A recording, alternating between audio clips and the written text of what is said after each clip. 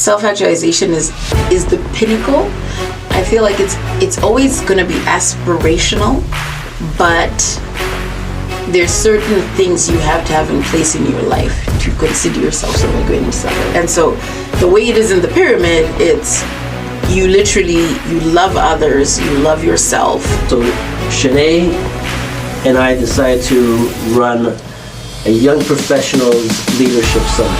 So she's helped me out, and we're doing this together along with someone else that's is helping us.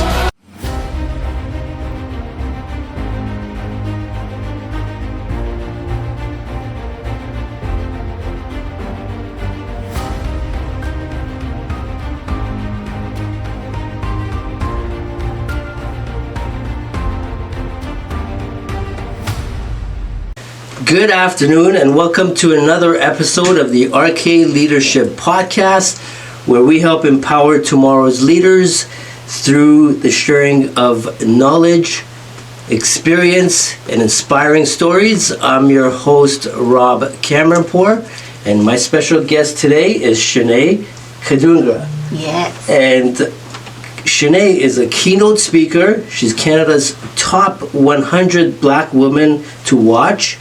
She's an Aga Khan global leader and an executive director at the Black Physicians Associations of Ontario. Before I pass it on to you, I want to thank you so much for being here with me today and accepting to share your story and your knowledge with the audience. Welcome to RK Leadership Podcast, and thank you again for being here today with me. I'm glad to be here. Thanks, Rob. Awesome. So let's get right into it, Chenai. I want to ask you, you've got a lot of experience under your belt. Why don't you tell us your story and how you got here? Oh, okay, that's a loaded question. I would say this is the sixth city. Toronto is the sixth city that I've lived in. Nice. And the fourth country that I've lived in. And I'm originally Zimbabwean. A lot of people don't know where Zimbabwe is. It's directly above South Africa. So I've come a long way. And I left Zimbabwe when I was 18 to go for a university in South Africa. But it's also because in the 90s, in the late 90s, going into the 2000s, Zimbabwe went through, a lot of upheaval. A lot of political things happen about, land grabbing, and, depends who you ask the history of it. That's right. But all to say, by the year 2002, it was pretty clear that most people were going to be sort of like leaving the country, those who had mobility for a better life. And so I did my undergrad in Cape Town, South Africa, University of Cape Town. Amazing. And then I did my first job in Johannesburg. So I was in South Africa 11 years. So I was all things Africa go. I've always worked in nonprofits, but I got to a critical point in 2015 where I just felt like something was pulling me here. I just knew this region of the world was the next thing. I had reached a bit of a glass ceiling where I was working, and I applied for a whole bunch of different things, and I got what's called a Rotary Peace Fellowship, a scholarship, full ride. Nice. An amazing blessing. And I was in North Carolina, so I went to Duke, UNC, Chapel Hill. Most people love Michael Jordan, so we share an alma mater. But I will say, it was crazy being in North Carolina during Trump's first Trump's first term. Nice. So yeah. I got to America, and then all hell kind of broke loose. So it was a crazy 2 years there, and then I received permanent residency to come here, and that's where, to me, it seems like the real story ended up beginning, because being a newcomer in Toronto it's always a story of resilience, of challenges, of starting over in the worst way possible. That's right. And in the hardest way possible. And so for me, it's like 2018, that was a defining and refining time for me. So everything has changed since then, but that was a year where I think I understood rock bottom. I understood burnout, depression, the works. Yeah. That's right. Okay, so you start off in Africa, went to the States, then in Canada. So now you're dealing with multiple cultures. How do you deal with the differences in culture, and how did you get adjusted to the culture here? I don't know if I've even adjusted yet. What are you talking about? Canada, they talk about Canadian niceness. Yeah. I don't know if you've met a lot of African people, but nice is not exactly how you describe how we converse about a lot of things. I think we're very direct, and I think Canadian niceness is very indirect. And so for me, that was a bit of a challenge on the early days. Zimbabwe was colonized by the British, so we still we understood the British nuances of things, but I felt like when you now get to the North American side of it, there is an inauthenticity around some of the things. There's some things people will say to be polite, but it's not necessarily true. So people would say things like, oh, we should do tea sometime. And it's something you say to say, oh, this isn't a pleasant conversation. We don't necessarily need to actually do tea sometime. I'm a literal person, so I was like, when are we doing tea? And it's like, so for me, there was a bit of that, I think, in the transition. And then also even just adjusting to things you see. We have homeless people and things like that in Zimbabwe, but I think it was just very different. The concept of even, say, taking public transport back home growing up, the last time I probably took public transport, we have these minivans that are called combis, and you have these conductor type people who are just, the personalities are just really, really, extroverted and funny, and it's always an adventure. But then now you've got TTC, and that's a different kind of adventure. That's right, it sure is. And let's not talk about the winter. The winter! That is something I'm still getting used to. I mean, climate change has kind of made it a shorter winter, so that's a hard transition. But I'd say the biggest, hardest transition is this whole thing of Canadian work experience, and being someone who has a lot of skills and you basically go back to zero essentially on arrival. So that is very humbling, and I don't think anyone's ever ready for it. No, absolutely. So you talked about resiliency. Mm-hmm. So I want to kind of go down that road a little bit. Yeah. I want you to tell us again, through your story, what were some of the difficult times in your life that helped you build the resiliency that you have today? Whew. Oh, yeah. Well, starting out, my father passed away when I was 17. So I think there's always that thing of losing a parent. I think is one of those first really difficult times where grief is shaping you. You're not aware it's shaping you. You just kind of feel like you're moving on to the next thing. But I think that was the first kind of difficult transition. And I think it ups your empathy. I think everyone needs to have some kind of, in the journey to self-actualization, there's a struggle. There has to be some kind of difficulty that takes you to that next place. And I think for me that was one of the first ones, definitely. And then the second one, I would say the second kind of challenge was sort of being in a different country. Like when I went to South Africa, I experienced a lot of xenophobia. In South Africa, if you are a black person who is from the rest of Africa but not South African, there are times where people can kind of be a bit more, I don't want to say like cold shouldery or, so there was a bit of that. Yes. I didn't know I was Zimbabwean until I was in South Africa, if that makes sense. Like my nationality didn't matter to me growing up until I was an other, and I was like, okay, this is what it means. And so I think there's always that challenge of being an other in a place. Yeah.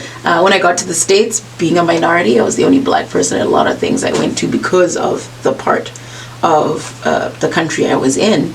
And there were some times when I realized like when I'm talking about something, I'm representing the whole continent essentially. So I think that was a challenge. And then because of our economy in undergrad, there were economic challenges. There were times when I basically had 3 jobs, and yes, I actually got very burnt out. And I remember there was a night I was at a call center doing a night shift, and I just started having a panic attack, but I didn't know what it was. I was like, am I about to die? Because I was literally alone, and I'm like, "Ah!" And I just freaked out. But in that time, I was thinking, so many of my friends are probably out partying right now. They're not having to do this, you know. That's So right. I really felt that that challenge of like feeling like you're suffering a bit. You're having a tough season, but it stays tough. So I think those have been some really critical moments. And of course, everyone's been in a toxic job before, so Oh, for sure. I have stories about that. We won't get into to that one right now. But you talked about self-actualization. Yes. So for people that know the Maslow pyramid, it's on top of the pyramid. Yes. And that's what everybody thrives towards. So what does self-actualization mean to you? And do you feel like you've reached it? I would say it depends on the day. But so for me, because self-actualization is the pinnacle, I feel like it's always going to be aspirational, but there's certain things you have to have in place in your life to consider yourself sort of like going into self. And so the way it is in the pyramid, it's you love others, you love yourself, you have a healthy self-esteem, Yes. you have belonging, and then you do that next thing. So I think most people don't have that. I think they say something like 10% of the people in the world are self-actualized. And so That's right. I would say my mindset-wise, I sit in that 10% in just being positively delusional about what I can achieve in life. And every single time I've kind of tested it out and said, can I do this? I've always then done the next thing and the next thing. So for me, the sky is not even the limit. And so I think that positive delusion, Nice. and not like some kind of like clinical kind of like, I honestly think that is self-actualization for me. Like waking up and thinking, hey, tomorrow I could be doing something even more amazing than this. And so I think that mindset is self-actualization for me. Awesome. And you talked about loving yourself. Yeah. So again, that's very important. You know, we talk about that all the time, where you're not going to get to the level you want to get to until you start appreciating, respecting, and loving yourself. And you can't get other people to love you if you don't love yourself. But also, what's a leader if not a person with influence? That's right. Right? And most people, for you to be able to volunteer, to do something where you're not getting paid, it means you are producing results where there is no, like the financial incentive is not there. So the only other incentives that are there That's right. are the social ones, right? So Exactly. for me, it's about, that's how a person can influence. So I think you can learn a lot from the volunteer positions. And I always say for young people, when we're looking at work experience, that should count. Some people don't look at volunteering, but I agree with you that someone spent 3-4 years Yeah. running something. They've run a project. Yeah. They have worked with a team. They've done all the things that you want the leaders in your organization to have done.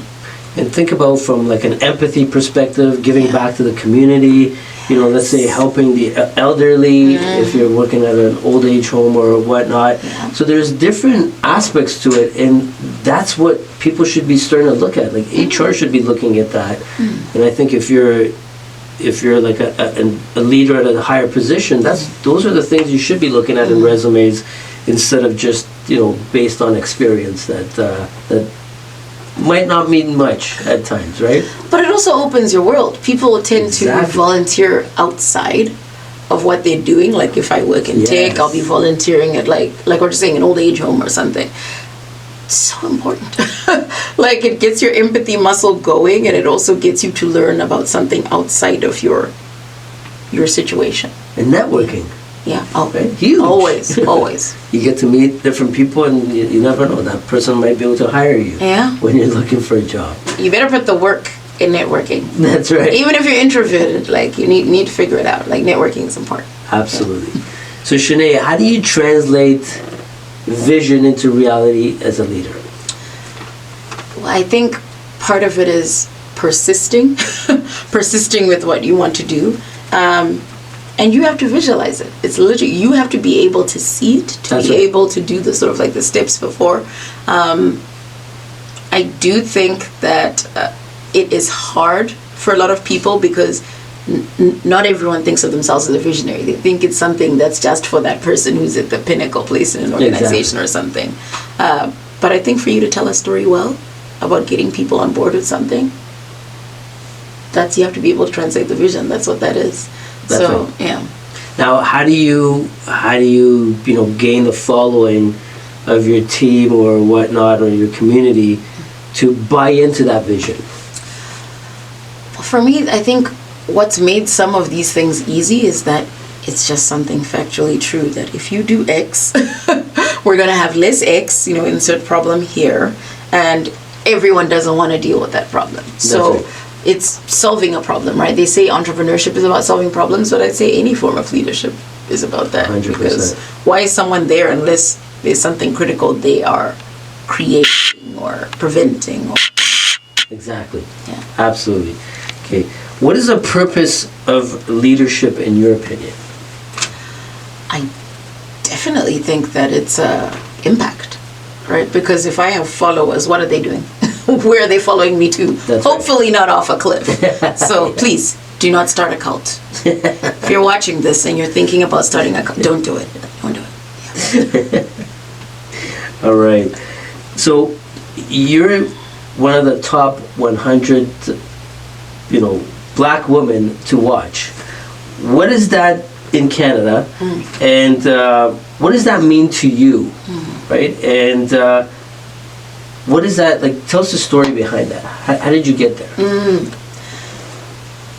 I used to joke and say I always thought I'd end up on a different kind of watch list in life. But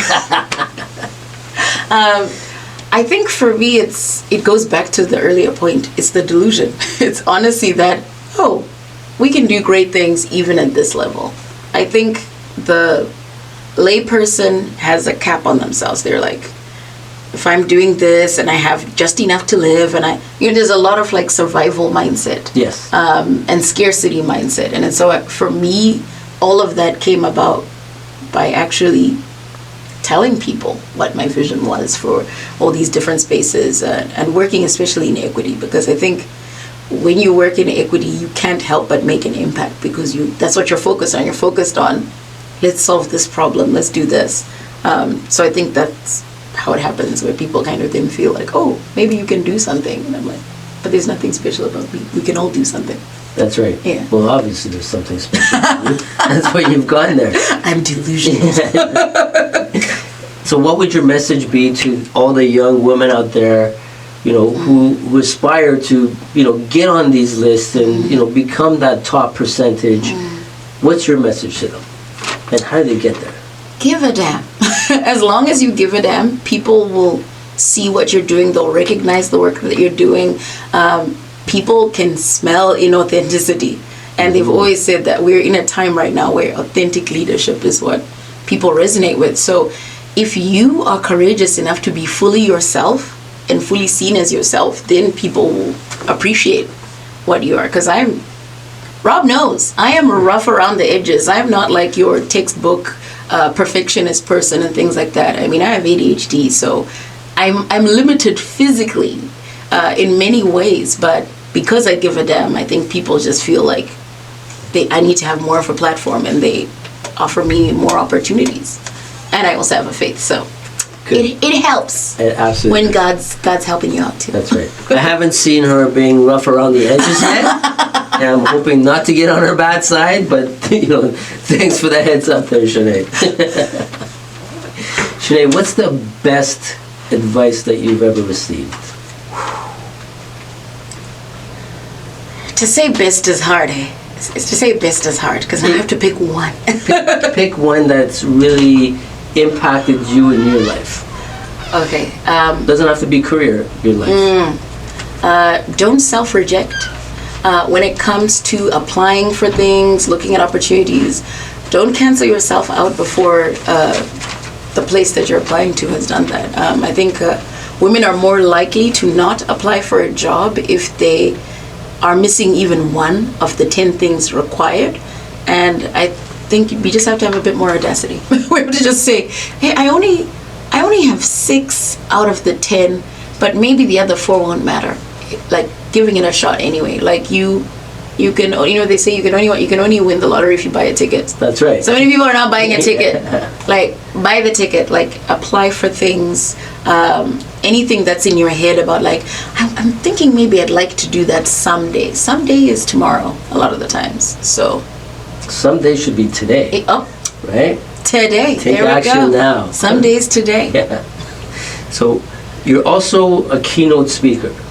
And one of the things with the young audience out there, and I've heard this from many people, they like to learn how to speak in public, do presentations. What are some tips or tricks that you have that's helped you along in your career, and now you're confident and comfortable to speak in front of everybody and openly? What's helped you?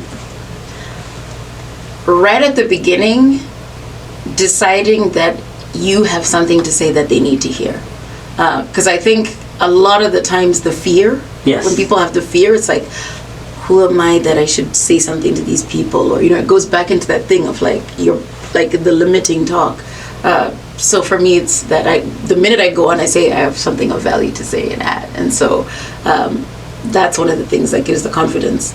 Then the other, I think, is the authority that comes in still that loving yourself thing. Yes. I think when they were talking about executive presence, the highest percentage of what counted as executive presence, all the gravitas and all that they were saying, is authenticity. Again.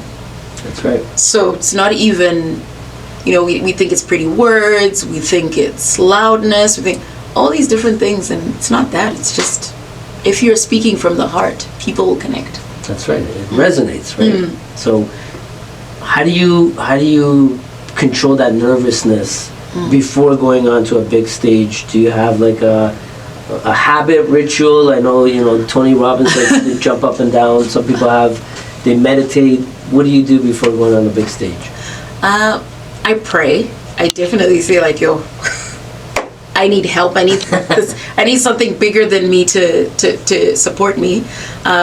But also breathing, because I think we forget that when we're stressed or anxious about something, we forget to breathe. And so it's like, how you feel here, it really matters. So it's like 2-3 deep breaths, and then when you're now speaking, remembering to breathe helps as well. Don't get clogged in your lungs there. And a bit of Amy Cuddy sometimes. Power pose. Power pose. Absolutely. That always helps. So the next thing I wanted to talk to you about is, so Chenai and I decided to run a Young Professionals Leadership Summit. So she's, helped me out, and we're doing this together along with someone else that's is helping us. I want you to talk to us about that summit that's coming up this fall, by the way, October 19th, for everyone out there. Talk to us a little bit about the summit. What should the audience or the people attending expect, and what are you hoping the outcome of the event will be? Yeah, so people should expect to learn a lot. We have speakers from across different sectors, but also they should expect to be inspired, because I think a large part of doing that next big thing in your career is to just, get some of the good juices flowing, right? So in that day, there's going to be some good energy and knowledge that's going to be imparted by people, seasoned experts across sectors, but also people at varying levels of leadership. So you've got a combination of young speakers and older speakers as well. So you've got everyone talking from experience, but also people talking from, hey, I've just done this. I've just gone through this. And we have, several speakers. I don't even know the number. So many speakers. That's right. But people who are early in their careers, early career professionals, or new in trying to figure out what their career is, I think I would love for a lot of them to be there, because some of this is going to guide where they're going. Because I think everyone has limited knowledge about how to get into some of these exciting sectors as well. And so we have a lot of that. And Chenai is also one of the keynote speakers at this event, so we're You'll very get to excited. see it in action. You'll see my Amy Cuddy in That's action. right. What made you participate in this event and wanting to be a part of it and wanting to, kind of help out with the whole ordeal? what were your thoughts behind it? There is a terrible person called Rob. We were talking about this very podcast, and I don't know how, at some point I think Rob talked about wanting to do something for young people in particular. And I said, I've worked with a lot of youth, and I really connect with youth. I mean, I am very young at heart, so.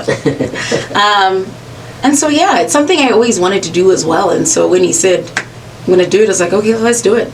And that's it. I mean, this is literally a case in point of vision into reality. It was a conversation, and now it's a whole thing, right? And Absolutely. really amazing lineup of people coming. So that's what I think happened. It was just, I'm always going to be available for good things, for things that will help people get a leg up. Amazing. Because they need it, yeah. Amazing. I'm very grateful for you, by the way, for helping out. Because a lot of people talk about it, Chenai. Mm-hmm. Very little people will actually put in the time, put in the energy and the effort. But you actually walk the talk. So I do consider you as a very good leader. Respectful leader. Respectful leader. Thank you. I appreciate that. No problem. So the other question I had for you is, what is the one advice you would give the young professionals out there who want to get into the leadership role? Where do they start? Make a lot of friends.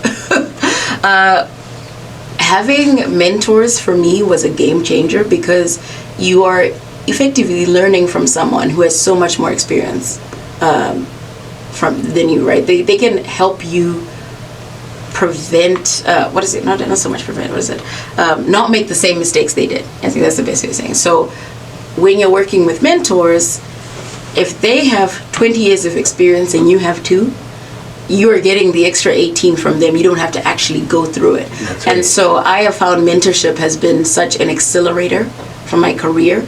And I think the step above mentor is sponsor, right? You get people who then actually create opportunities for you. And I try to be that for a lot of people in my life. If I go into a room and there's something that benefits someone who's not in the room, I will name them. I'm that person who will name someone who's not in the room.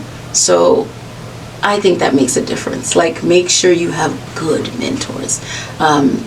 People where you'd like to be the stage they're at someday, like, connect with them. You'll be amazed how many people are willing to help. And vocalize your dreams and desires. I've known lots of friends who got offered a job after just talking to someone at like a networking event.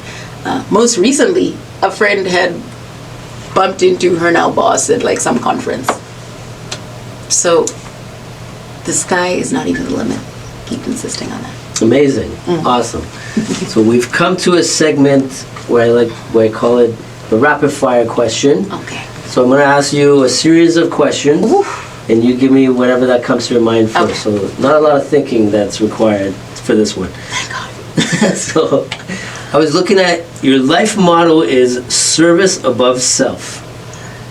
What does that mean to you?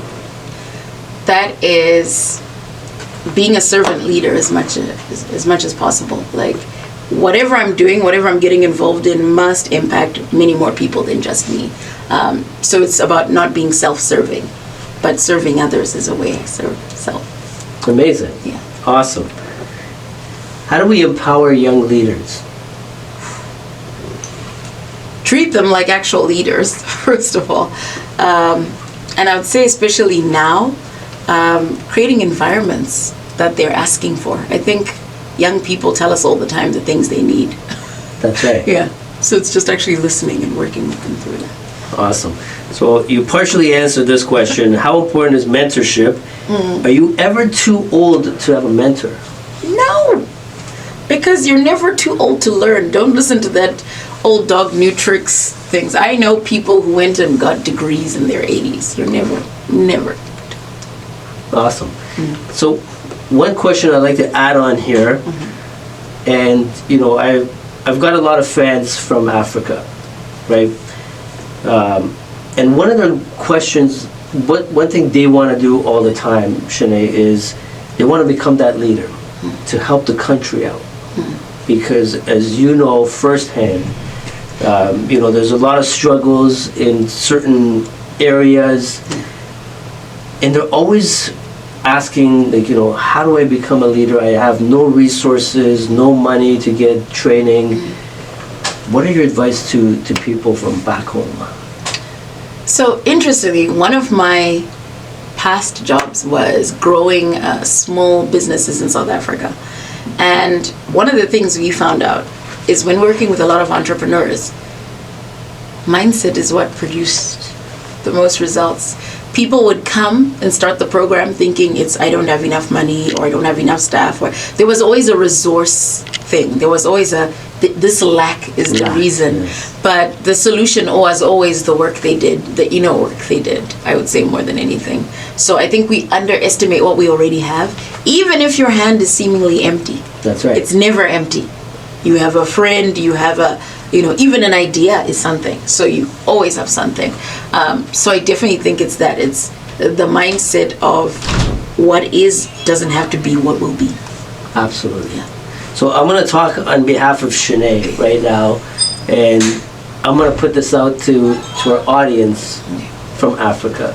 All right. And I'm going to tell them that Chenai and I are going to do a future event in Africa. Oh, of course. Together. Of course, yes. Done. We're coming. We promise. That's a promise. So I'm making a pledge, Okay. and I want you to be a part of it. I'm on the hook for it now. All right. And I'm stating this right in the podcast, and it's not even in the script or anything like that. So, I appreciate that. So the last question for you is, where can people find Chenai? That's a loaded question. Okay, but I'm imagining you mean contact-wise. That's right. All right. My Instagram is at Chenkad. It's at CHENKAD. And just my name for LinkedIn. Those are two good places to find me. I'm working on a website, but like all things ADHD, you have to just, I'll have to be patient. But it's coming. We'll get that. Again, I want to take this opportunity to thank you so much for being with me today and sharing your valuable knowledge, experience, and your inspiring stories with the audience. Thank you so much. And for all those out there, tune in for the next podcast. And if you've got any questions for Chenai, drop it in the box below, and I'll make sure either it gets to her or you can reach out to her directly. And we'll see you in the next episode. Take care, everybody.